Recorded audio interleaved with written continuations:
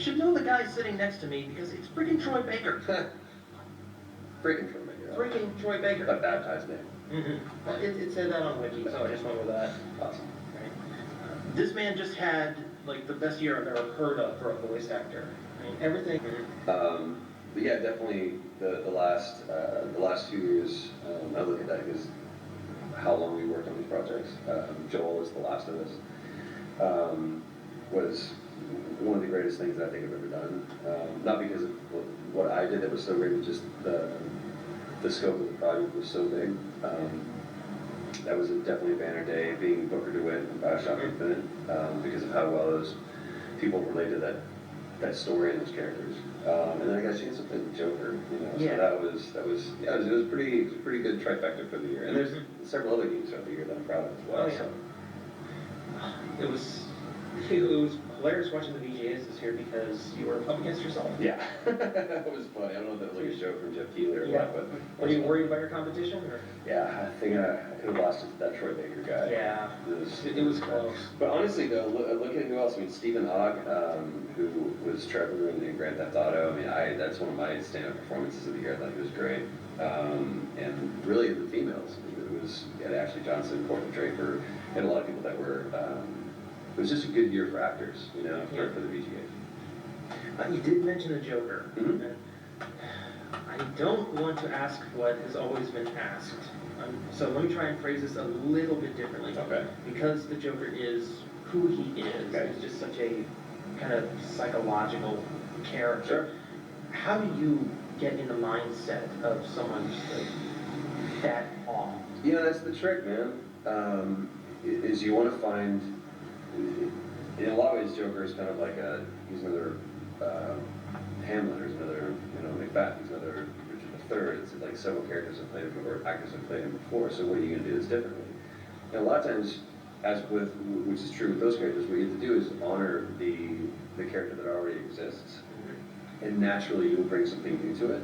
Fortunately, we were doing something that fit within an established universe. We were doing something that you need to believe that pointed to Arkham Asylum and Arkham City. Right. You needed to believe it was the same Joker, so that I unfortunately had Mark Hamill's template, who was my Joker, to kind of fall into. If I could just stay within those parameters and make you believe that was a younger version of it, then that was it. So growing up on that Joker made it a lot easier. Finding the mechanics for that and to do a believable performance. Right. That was kind of that was the trick. But it was so much to me was revealed of who the Joker was in the Killing Joke monologue, because that's someone who truly believes that what he is doing is just more of a highly evolved human. It's like madness is the emergency exit.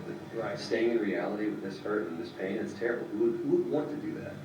So that kind of to me is the wedding stone. It's the or the Rosetta Stone that unlocks so much about our character. Yeah. Because we're both Mark Hamill guys, and we both grew up on that cartoon. But you've got another one coming up where you are opposite of Kevin Conroy, yourself. Assault on Arkham, and I'm amazed that I got a chance to do that. It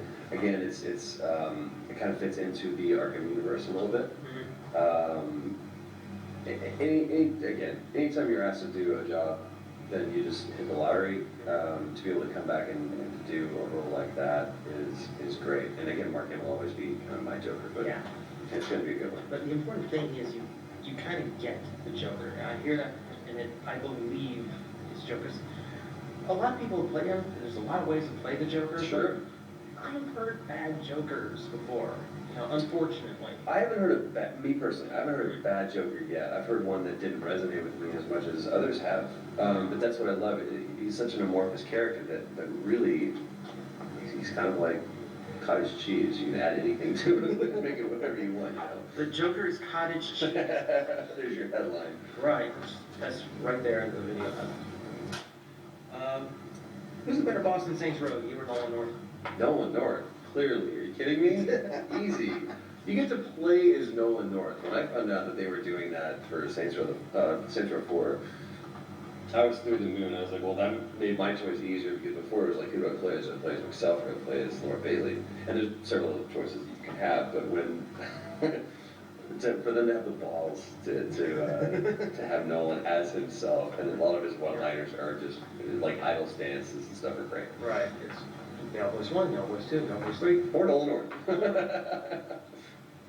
No, I play Laura in that game, so I kind of lucked out in the... She's a pretty badass boss. Oh, she is. She is. It's a good decision, because if I had played Nolan, I would have made the character look like Nolan. Just True. for the added gag. And then there's DLC where they're thrown in a gimp suit, so... There is the I gimp really suit. don't, I don't need to see Nolan North in 11 phones. You don't need to.